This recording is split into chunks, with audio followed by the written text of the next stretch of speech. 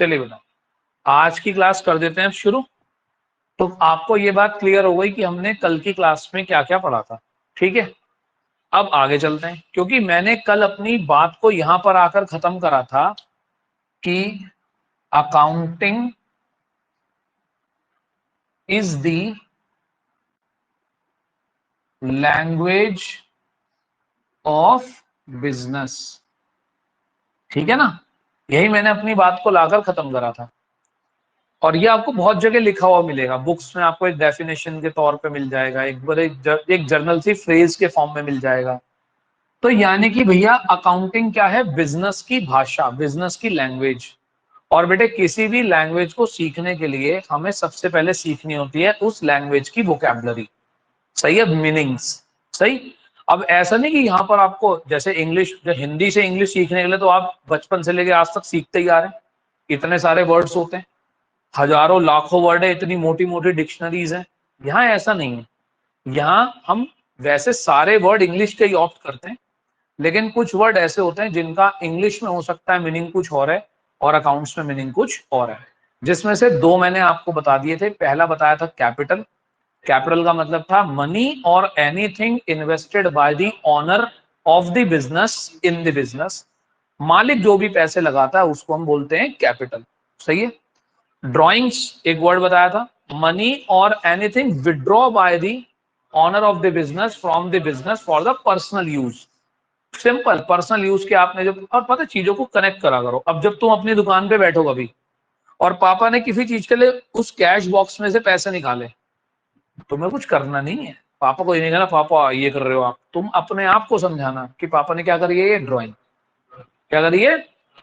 एक दिन पापा कहने लगे कि बेटे ये जो घर पे तूने प्रिंटर रखा हुआ है, ये प्रिंटर हमारे तो किसी काम आ नहीं रहा, यूज हो नहीं रहा घर में, तो एक काम कर इसे दुकान पे रखा। कहाँ रखा? इसे दुकान में यूज कर लेंगे। सही है। तो भैया एक तरीके से आपने एक एसेट उठाकर कहाँ लगा दी? बिजनेस में। तो क्या हो गया? वो भी कैपिटल। आती है बात समझ? चलिए अब आते हैं बेटे आज के तीसरे वर्ड पे। ठीक, इन्हें हम नाम दे रहे हैं बेसिक अकाउंटिंग टर्म्स। और ये सब दे रखे हैं आपकी बुक के चैप्टर नंबर 2 में।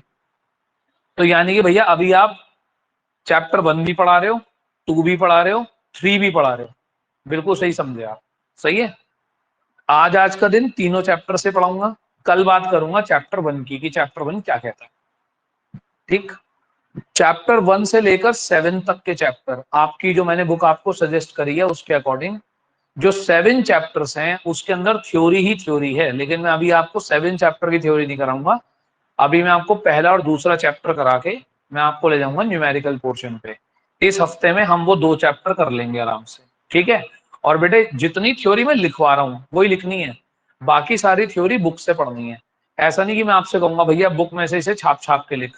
अल्टीमेटली बुक में से याद करना होता है, समझाने का काम मेरा होता है। अब आगे एक वर्ड आ रहा है तीसरा, जिसका नाम है गुड्स। क्या नाम है? आपने कभी कभी लिखा हुआ देखा होगा ये वर्ड, गुड नहीं है, गुड्स है। क्या है? गुड्स। जैसे ट्रक के पीछे लिखा होता है गुड्स कैरियर।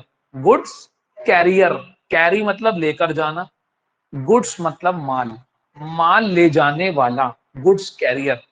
तो बेटे यहाँ पर गुड्स का क्या मतलब है? गुड्स को हिंदी में बोलेंगे हम माल। और सुनना बात, हम माल किसको बोलते हैं? आराम से बिल्कुल, anything which is bought by the business, साथ साथ नोट करते जाइएगा, which is bought by the business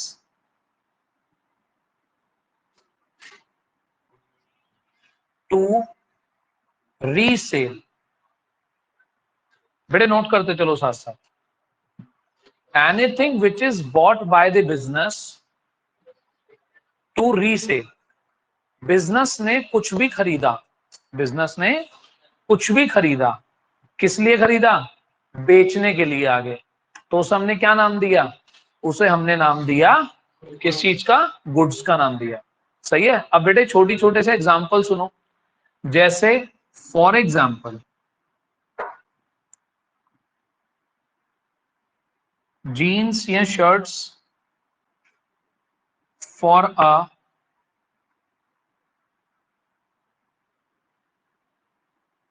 readymade garment shop, उसके लिए वो क्या है, गुड्स है। सही। अब एक और बात बताओ, अगर किसी कार शोरूम ने या बाइक शोरूम ने बाइक खरीदी है या कार खरीदी है, बताओ क्यों खरीदी है, आगे बेचेगा ना, तो उसके लिए गुड्स क्या हो गया, कार या बाइक उसके लिए क्या हो गई, गुड्स हो गई। आती है बात समझ में। दुनिया में एरोप्लेन बनाने की दो कंपनीज हैं, एक का नाम है एयरबस और एक का नाम है बोइंग। ये दो कंपनी है। ये बताओ वो एरोप्लेन बनाती हैं, क्या करती हैं, एरोप्लेन बनाती हैं। किस लिए, बेचने के लिए।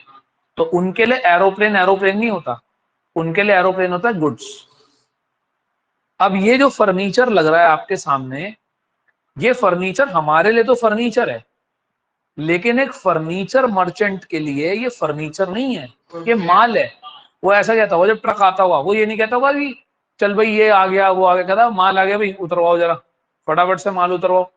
वो उसे माल वर्ड से डिनोट करता होगा, गुड्स वर्ड से डिनोट करता होगा। ठीक, अपने पास लिखता भी होगा तो मैंने माल खरीदा, बेचा भी होता होगा तो मैंने माल बेचा। समझ में आती है बात। तो फॉर एग्जाम्पल आगे लिखिए, for a furniture trader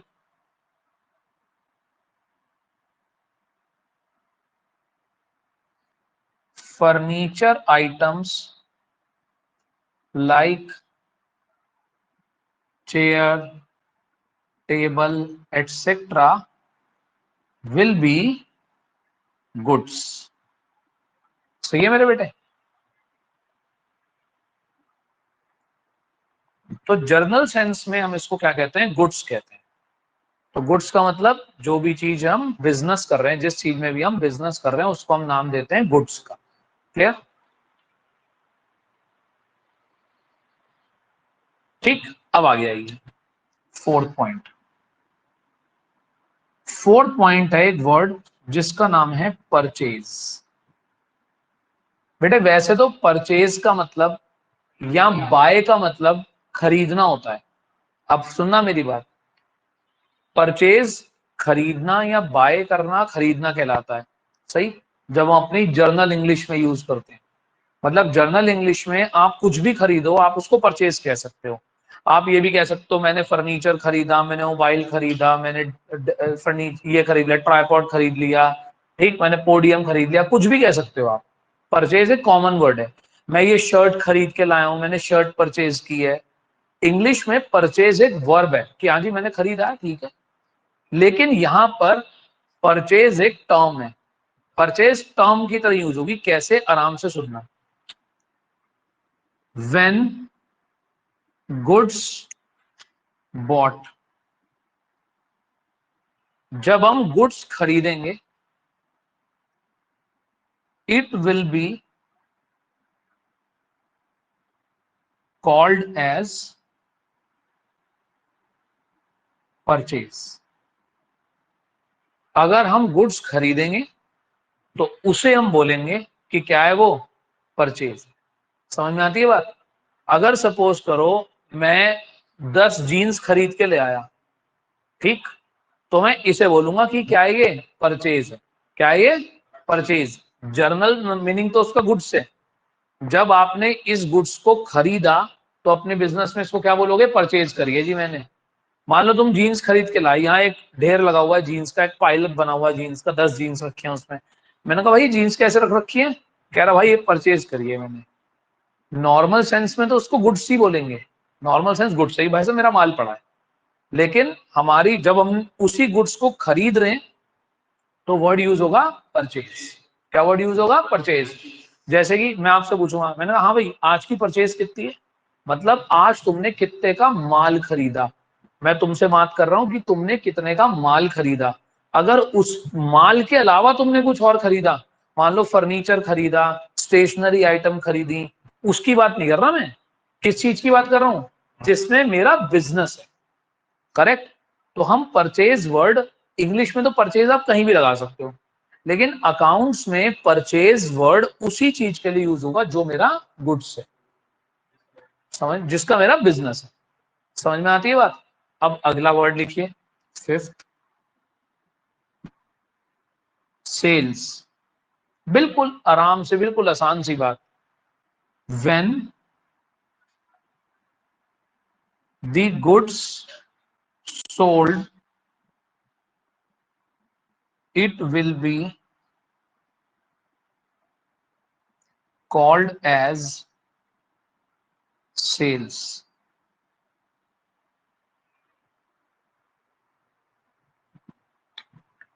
It will be called as sales. अब एक बात समझना बेटे,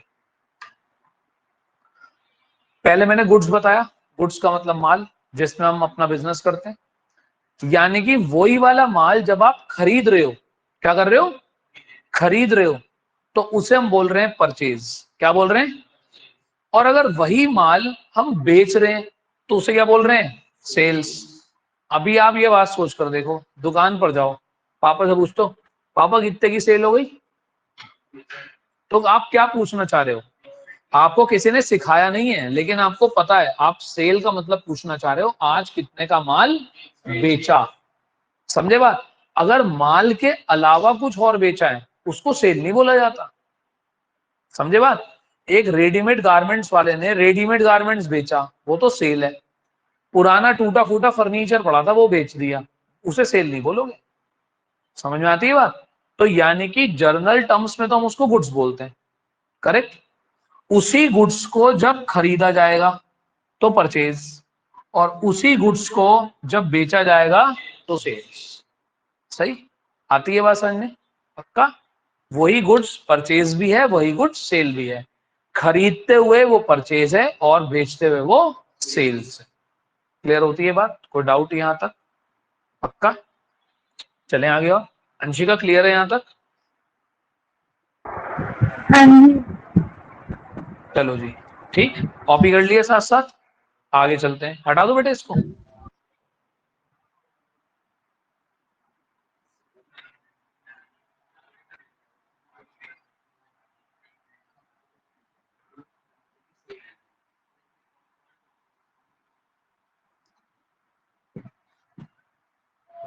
अब बस ऐसे ही आपको थोड़ी थोड़ी भी चीजें साथ में जोड़ते चले जानी है कि हाँ भाई चलो, अब हमारे दिमाग से डाउट हट गया कि परचेज किसको बोलते हैं और सेल किसको बोलते हैं।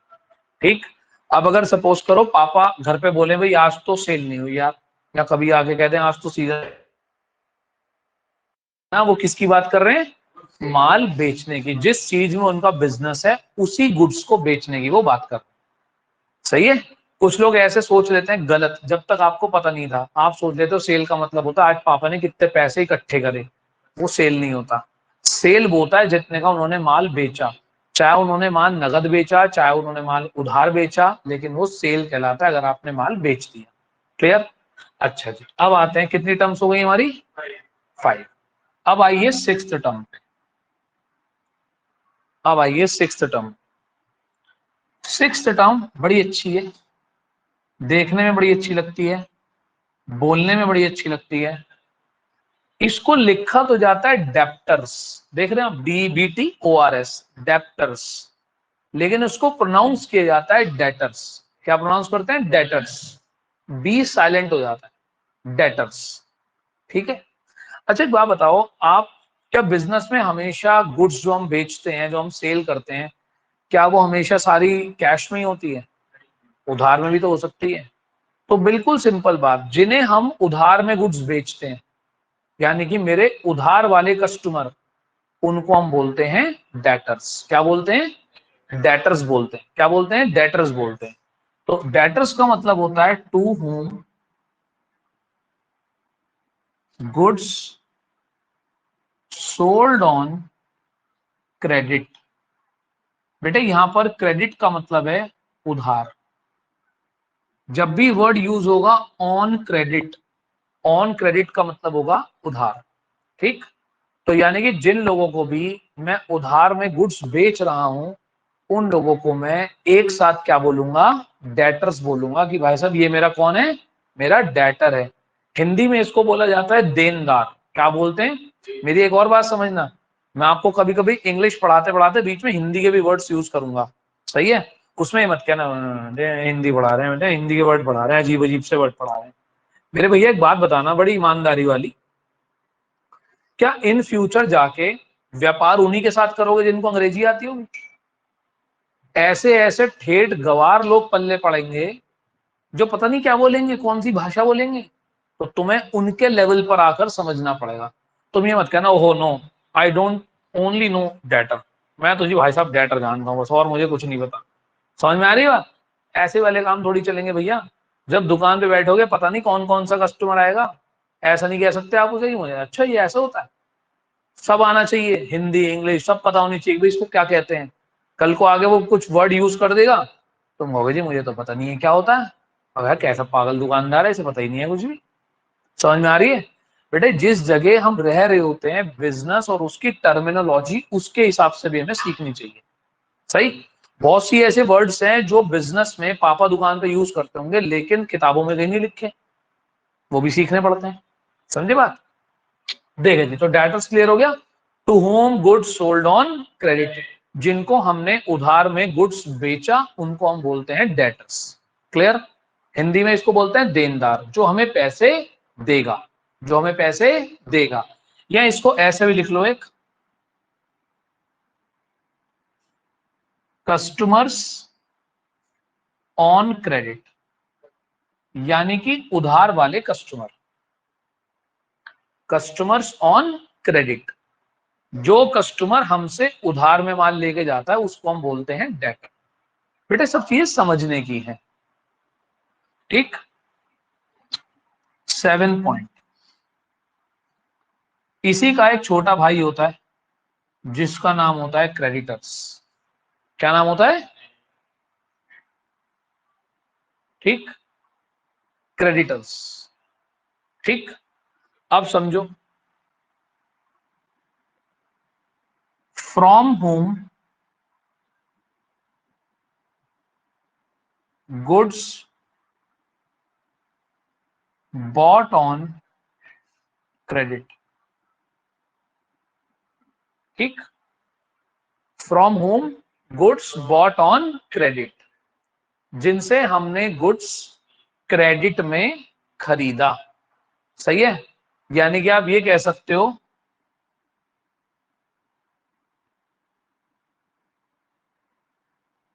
सप्लायर्स ऑन क्रेडिट, मतलब वो सप्लायर जो हमें उधार में माल दे रहा है, जिससे हम उधार में खरीद के ला रहे हैं वो क्रेडिटर, और जिसको हम उधार में माल बेच कर आ रहे हैं वो डेटर। ठीक। हिंदी में इसको बोला जाता है देनदार, और इसको बोलते हैं लेनदार, जो आपसे पैसे लेगा, और देनदार जो आपको पैसे देगा। क्लियर?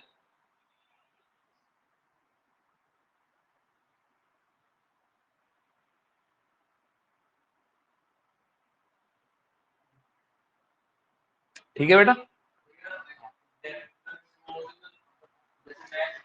बिल्कुल ध्यान से रखो। कस्टमर है जिन्हें तुम माल बेचते हो, अगर उनमें से ही कोई उधार लेके जा रहा है तो वो डेटर है। कस्टमर काउंटर के उधर होता है आपसे, जो माल लेके जा रहा है उधार में। कस्टमर कौन होता है आप बताओ? जो आपसे माल खरीद रहा है, जिसको आप माल बेच रहे हो। अगर वो उधार में लेके जा रहा है तो क्रेडिटर, ओ सॉरी डेटर। सही। और जिससे तुम खरीद के ला रहे हो सप्लायर, उसे क्या बोलते हैं? जो हम नॉर्मल लैंग्वेज में वर्ड यूज करते हैं ना, वो कस्टमर और सप्लायर करते हैं कि जी यार उनने सप्लाई माल नहीं भेजा यार, वो सप्लायर होता है। अगर उससे उधार में खरीदा तो वो मेरा क्या कहलाएगा? क्रेडिटर कहलाएगा। और जिसको मैंने आगे बेचा उधार में वो मेरा डेटर कहलाएगा। सही है? कस्टमर होते हैं डेटर, सप्लायर होता है क्रेडिटर, अगर मैंने उधार में खरीदा है तो। नगद वाले को हम कुछ नहीं कहते, नगद वाला पैसे देता है सामान ले जाता है, कोई दिक्कत नहीं है, ले जा भाई। समझ में आती है बात? चले आगे? पक्का? बेटे ये चीजें ना पेपर में आएंगी, आप लिख के भी आ जाओगे। ये पेपर में लिखने वाली कम और दिमाग के अंदर बैठाने वाली ज्यादा है। सही। अकाउंट्स में 2-4% नंबर कम ले आओ, कोई दिक्कत की बात नहीं है, लेकिन चीज समझो ज्यादा अच्छी। और 11 तो होती खेलने कूदने के लिए है। 11 में तो खेलो कूदो, जितना एक्सप्लोर कर सकते हो चीजों को उतना करो। आगे चल के जितना पढ़ लोगे आप लोग, जैसे जैसे पढ़ते जाओगे, क्योंकि देखो 12th में क्या है, 12th में फालतू बात करने का मौका नहीं मिलेगा। 12th में तुम मेरे से कोई फालतू बात पूछो, मैं कहूँगा चुप हो जा भाई, मत बोले फालतू बात। क्यों यार, 3 तो किताबें मैं तेरे को तेरा सब्जेक्ट पढ़ा दूं, वही बहुत बड़ी बात है। ठीक, मैं 10-11 महीने के अंदर अंदर 3 किताबें पढ़ा दूं 12th की, वही मेरे लिए बहुत बड़ी बात होगी। इतनी मोटी मोटी 3 किताबें हैं 12th क्लास में, सही। वहां हमारे पास इधर उधर की बात करने का वक्त नहीं होता बिल्कुल भी। 11th में होता है। 11th में तुम्हारे अंदर भी क्यूरियोसिटी होती है, यार ये क्या होता है, ये क्या होता है, ये क्या होता है, खूब पूछो। 11th में तो पूछते ही रहो, जो बढ़िया बढ़िया चीजें, अपने बिजनेस से रिलेटेड कुछ पूछ लो। ठीक, आगे चलेंगे बहुत बढ़िया बढ़िया चीजें आएंगी। पूरी जीएसटी बताऊंगा आपको, जीएसटी क्या होती है। आजकल जीएसटी का बड़ा पंगा चलता है, जी जीएसटी क्या है, समझ नहीं आ रही ये क्या होता है। ठीक, पापा बड़े दुखी दिखाई देते हैं जीएसटी में, ये क्या हो रहा है आजकल। कुछ नहीं, मैं बताऊंगा जीएसटी क्या है, उसके फायदे क्या है, उसके नुकसान क्या है। अपने पेरेंट्स को भी बताना, क्या पता वो उसका फायदा ना उठा रहे हो इसलिए उन्हें नुकसान लग रहा हो वो, कि बेकार चीज है। उसके फायदे हैं बहुत सारे, अगर वो उठा नहीं रहे होंगे तो उनको नुकसान लग रहा होगा वो। समझ में आती है बात। तो सब आएगा, बहुत अच्छी अच्छी चीजें आएंगी इसमें। हाँ जी, दोनों कॉपी कर लिए, डेटर क्रेडिटर समझ में आ गया। आगे चलते हैं जी।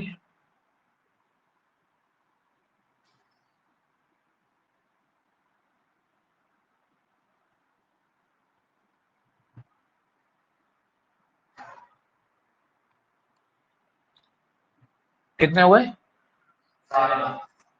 8, लिखिए। एक वर्ड है एसेट्स। क्या है? एसेट्स। ठीक, लिखिए। रिसोर्सेज या property of the business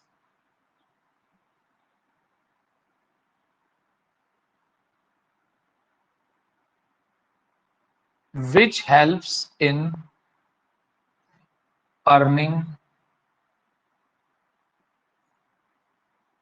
profits.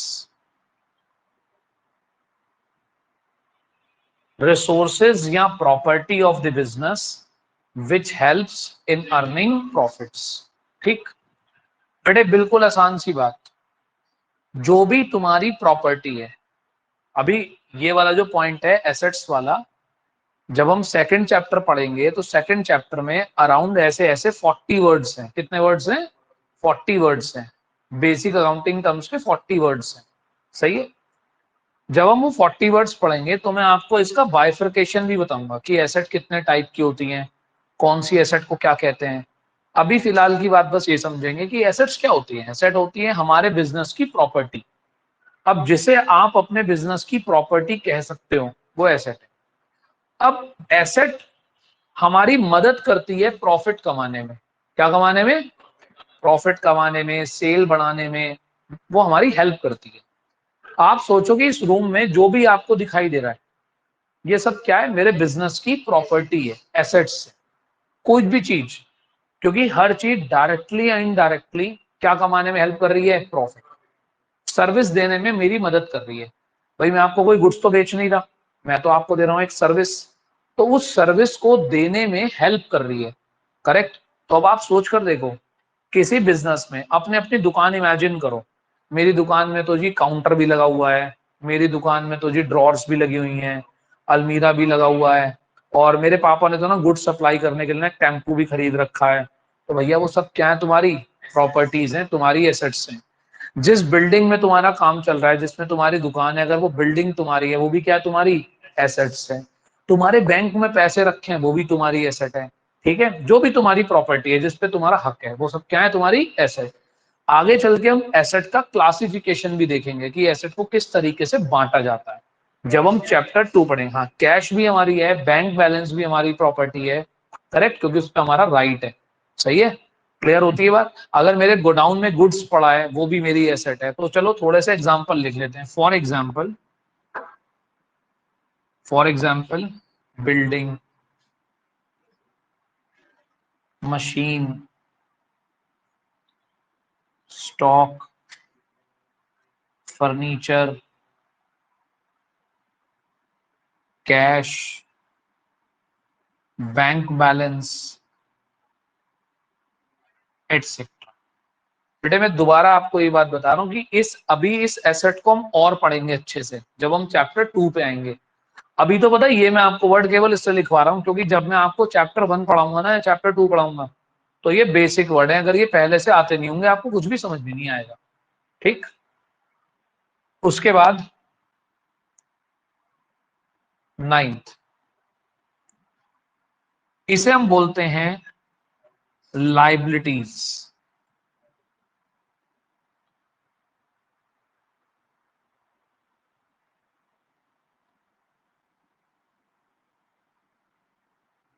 Burden of payment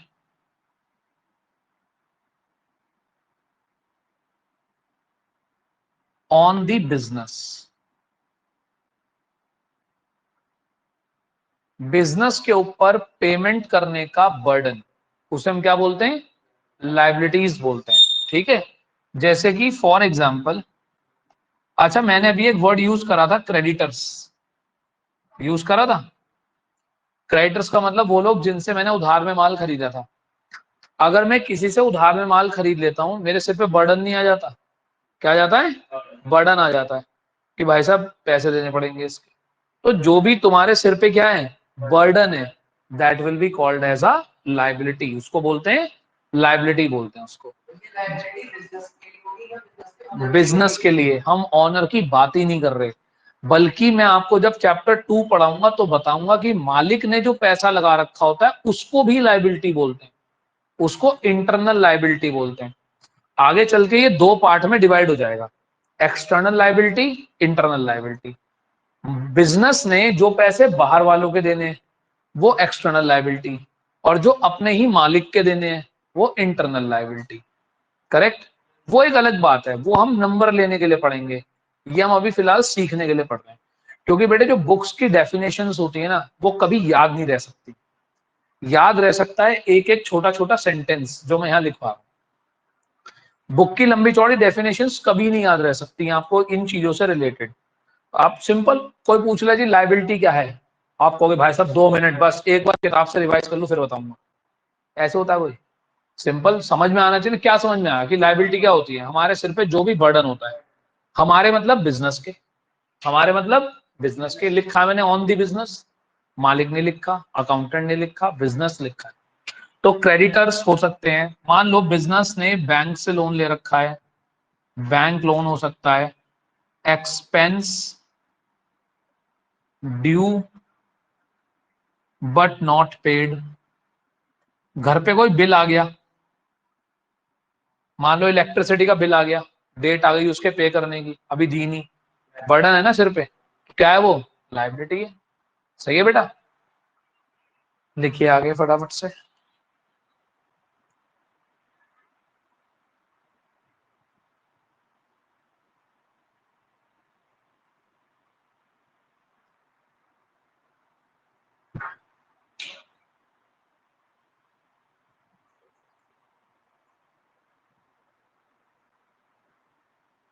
done. चल, अब एक छोटी सी बात डिस्कशन करने की, क्योंकि उसी से हमारे आगे आने वाली बातों का थोड़ा सा बेस बनेगा।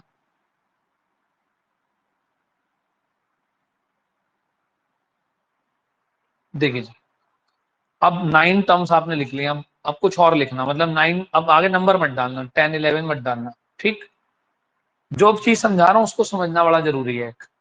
ये अभी हमने क्या पढ़े? Basic accounting terms. हम क्या सीख रहे हैं? वोकैबुलरी। सही। एक दूसरी बात ये बेटे, नर्सरी से सीखते आ रहे हो वोकैबुलरी, 10 11 साल हो गए अब तक भी नहीं सीख पाए। ऐसे ही हम भी इसकी धीरे धीरे सीखेंगे। चैप्टर 2 में जितने भी वर्ड्स हैं, 40 के अराउंड वर्ड्स हैं चैप्टर 2 बेसिक अकाउंटिंग टर्म्स में, तब हम उनको डिटेल में करेंगे। अब छोटी सी एक और बात आपको, एक चलो ऐसी नॉर्मली एक बात पूछता हूँ। हम आपने 3 टर्म्स पढ़ी हैं, एक तो आपने पढ़ी है एसेट्स, एक पढ़ी है आपने लाइबिलिटीज, और एक टर्म आपने पढ़ी है कैपिटल। क्या पढ़ी है? 3 टर्म्स पढ़ी हैं। एसेट्स, लायबिलिटीज और कैपिटल। ठीक, इन तीनों में एक रिलेशनशिप होता है। तीनों में क्या होता है? एक रिलेशनशिप होता है। जरा 2 मिनट के लिए मेरी बात सुनो बहुत ही ध्यान से। आपका नाम क्या है? जीवांश भाई। जीवांश भाई एक दिन अपने पापा के पास गए और पापा से बोले, पापा मुझे एक बिजनेस करना है। ठीक, पापा ने पूछा भाई किस चीज का बिजनेस करना है? कह रहा मुझे ना एक ज्वेलरी का शोरूम खोलना, गोल्ड सिल्वर डायमंड ज्वेलरी का शोरूम खोलना है। सही। अब एक बात बताओ, अपने अपने दिमाग में इमेजिन कर लो कि उस शोरूम को खोलने के लिए हमें क्या क्या चाहिए होगा। हमें बिल्डिंग चाहिए होगी, फर्नीचर चाहिए होगा, उसके अंदर हमें स्टॉक लगाना पड़ेगा, गोल्ड सिल्वर इन्वेस्ट करना पड़ेगा, ये सब चाहिए होगा। पापा ने इससे पूछा कि हाँ बेटा ये बता कितने पैसे चाहिए? इसने कह दिया 10 करोड़ रुपए चाहिए। भाई गोल्ड सिल्वर की बात कर रहे हैं हम, तो 10-20 करोड़ तो लगने ही है। तो पापा ने कह दिया बेटा 10 करोड़ रुपए लगेंगे। सही है। अब बेटा एक और बात समझना, पैसा खाली आप एसेट्स में नहीं लगा देते, कुछ पैसा आपको अपनी जेब में, कुछ पैसा आपको बैंक में भी रखना पड़ेगा। क्यों? जो खर्चे होंगे उन्हें करते रहोगे साथ साथ। ये तो है नहीं पहले दिन ही दुकान खोलोगे धनाधन कस्टमर आ जाएंगे, पैसा बरसने लगेगा। खर्चे चलाने के लिए भी कुछ पैसे चाहिए। तो इन्होंने बताया कि 10 करोड़ रुपए मुझे चाहिए। ठीक, तो बेटे जो एसेट साइड होती है वो होता है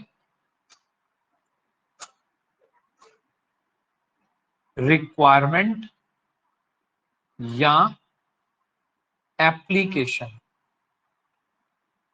रिक्वायरमेंट या एप्लीकेशन, जहां हम पैसा लगाते हैं, जहां हम अपने पैसे लगाते हैं।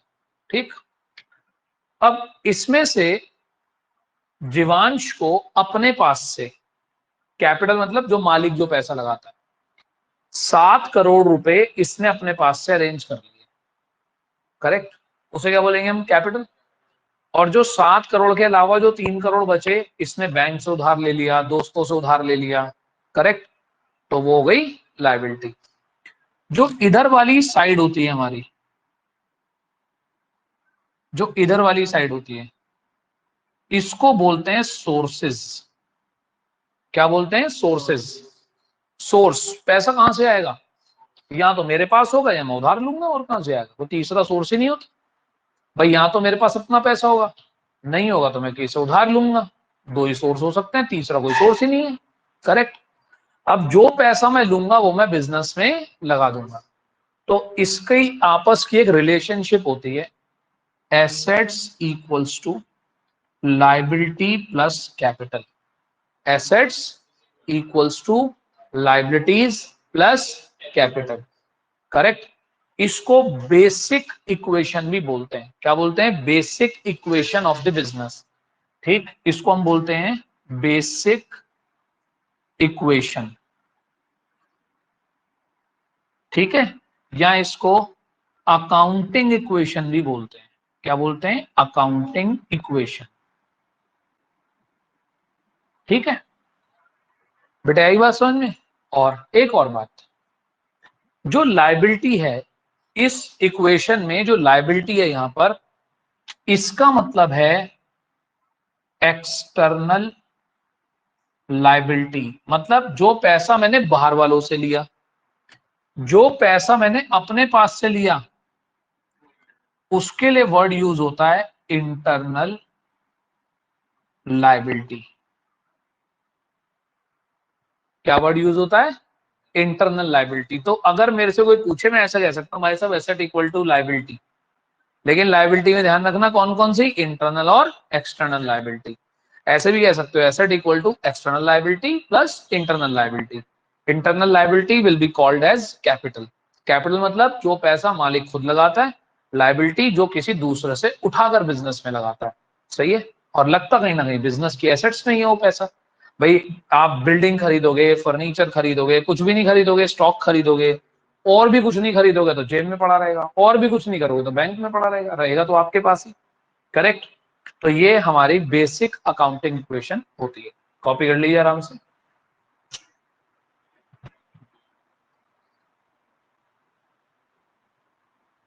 ठीक है,